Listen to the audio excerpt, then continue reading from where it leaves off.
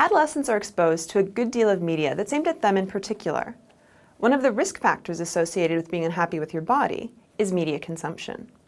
The amount of TV you watch with people who look like this, or the number of magazines you read, is correlated with how unhappy you are with your body.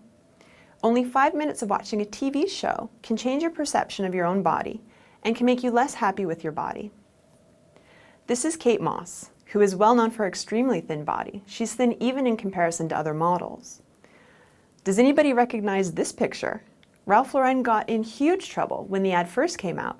The picture got them in trouble for basically the worst photoshopping job ever, because this is not the shape of a human.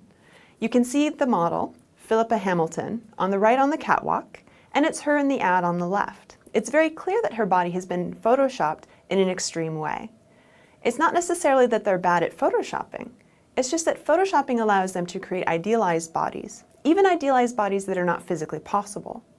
Nobody photoshops women to be bigger. They're always photoshopped smaller and slimmer. Seeing pictures like this tends to make girls think they're too big. Seeing pictures of David Beckham and Thor tends to make boys feel like they're not big enough. So media consumption can be a huge risk factor for being unhappy with your body. Also, personality features can be a risk factor. Things like being perfectionistic, having a tendency to internalize issues, or ruminate over things. There's been some research in the last maybe 10 years or so that's starting to suggest that some aspect of these body dissatisfaction disorders, for example anorexia and bulimia, might be more closely related to things like obsessive-compulsive disorders. They might be more along the lines of compulsions rather than a true interest in being skinny. So that's where things like perfectionism comes in, internalizing negative thoughts and that sort of thing.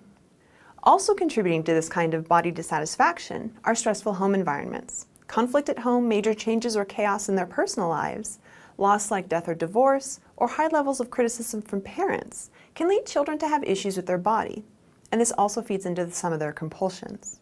A friend of mine who had an eating disorder in high school said that what she ate was one of the only things she could control in the middle of her parents' divorce. For some children, one way to exert control is to start radically altering their own body and clamping down on the kinds of things they eat. But this can also be accompanied by excessive or compulsive exercising as well. So why do we care about what adolescents think about their bodies? Well, it turns out that there are some long-term consequences to adolescents' body images. Adolescents who have high body satisfaction tend to go on to have higher self-esteem and have more positive peer relationships. But adolescents with low body satisfaction tend to be at risk for depression. They're also at risk for eating disorders, exercise dependence, and steroid use in boys. Every year around Fashion Week, the media seems to start the debate about whether or not models are too skinny. Girls are portrayed as super skinny, boys on some level can't win. They're either portrayed as super skinny or super muscly. People have debated back and forth whether or not these models should be banned. Part of the reason we have this conversation as a society about the kinds of people or models who are presented as ideals to the media is because it does seem to influence adolescents in particular and can harm their well-being and outcomes.